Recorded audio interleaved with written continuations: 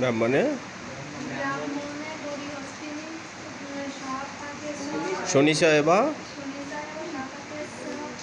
পণ্ডিতা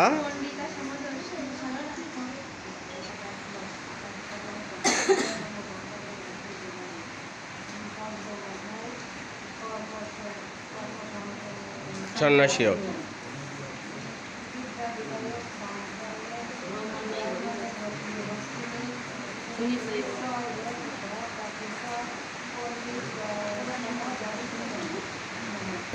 তাহলে আমরা এতক্ষণ যে শ্লোকটা শুনলাম, আমরা শ্লোকে দেখলাম কি যে অনুষ্ঠব ছন্দে আমাদের পাঠ ছিল এবং শব্দগুলো কি ছিল আমরা জানলাম।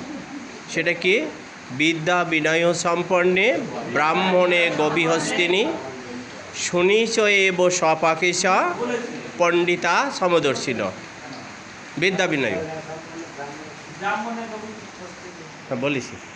বিদ্যা বিনয় সম্পন্নে ব্রাহ্মণে গভীহস্তিনী শুনিচ এব স্বপাকেশা পণ্ডিতা সমদর্শিন।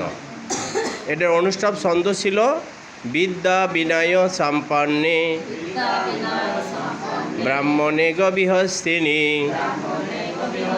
শুনিচ এব স্বপাকেশা পণ্ডিতা সমদর্শিন।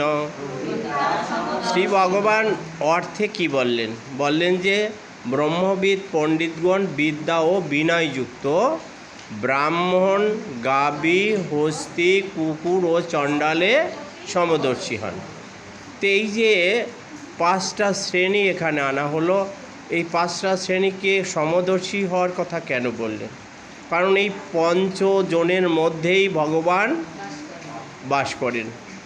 তাহলে আমরা যদি কাউকে ঘৃণা করি, কুকুরকে আমরা যদি ঘৃণা করি, চণ্ডালকে ঘৃণা করি, তাহলে কি হলো? তাদের ভিতরেও তো সেই পরমেশ্বর ভগবান অবস্থান করছেন। তাহলে এই যে তাদের ঘৃণা করা মানে কি? ভগবানকে ঘৃণা করা। তাহলে আমাদের সেই জায়গা দাঁড়িয়ে আমরা যেন প্রত্যেকের প্রতি আমরা সমদর্শী হই, সেই দিকে খেয়াল রেখেই আমাদের পথ চলতে হবে। তাহলে আমাদের ভজন সাধন সঠিকভাবেই এগোবে।